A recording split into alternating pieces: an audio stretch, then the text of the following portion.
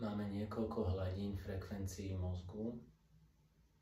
Klasická konverzácia je v beta hladine.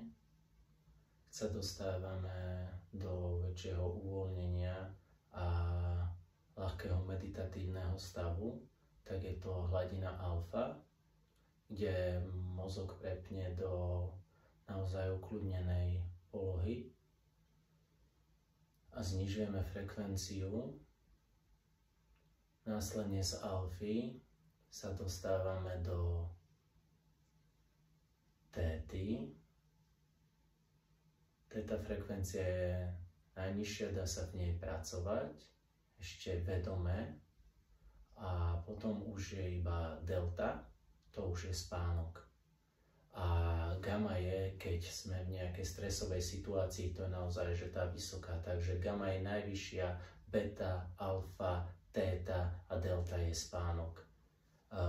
My vedome môžeme riešiť tétu, to je frekvencia, v ktorej robíme aj čakra kalibráciu, je to ten najvyšší vedomý meditatívny stav nášho mozgu a dostaneme sa doň rôznym spôsobom, dá sa to meditáciou, a taká zrýchlená pre pokročilejších je, že sa pri zavretých očiach pozeráme smerom hore, keby 20 stupňov od úplnej kolnice so zavretými očami, a tým nás to hádže z bety do alfy a následne do téty.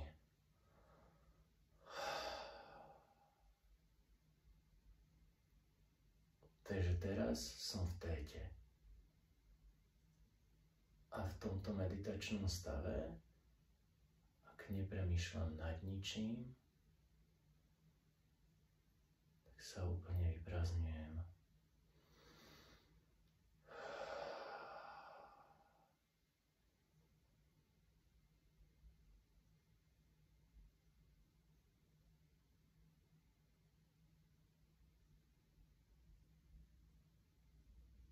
Energia mnou prúdi. Frekvencia môjho mozgu je veľmi nízka.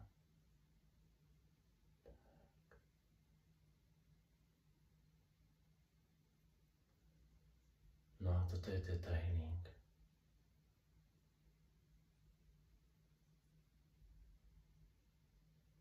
Do téty sa môžete dostať aj rôznymi meditačnými cvičeniami, rôznymi procesmi, vedenými meditáciami. Na YouTube je toho naozaj veľa. Treba vyskúšať. Keď vyskúšate a zistíte, aký je to pocit, tak už si ho viete kedykoľvek v hlave navodiť.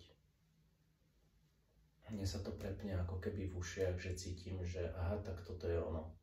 A už vždy viem, že viem si to vždy navodiť, že dobre, teraz som teď. No a v tejto frekvencii, prakticky je to frekvencia, kde sa znižuje mozog a jeho činnosť.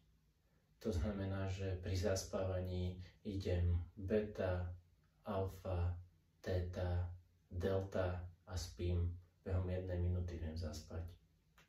A ten spánok potom v tej delte je oveľa rýchlejší, oveľa efektívnejší, regenerácia vie nastať oveľa rýchlejšie, REM spánok a jednotlivé tieto fázy toho spánku a moje telo si vie oveľa lepšie oddychnúť.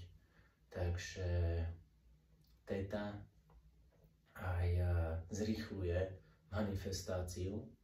Kto manifestuje a manifestuje v bete, zrazu začne manifestovať v alfe alebo teda v téte, tak naozaj to precítenie v téte tým srdcom a manifestácia je oveľa efektívnejšia, rýchlejšia, účinnejšia. Treba skúšať. Všetko je o tréningu.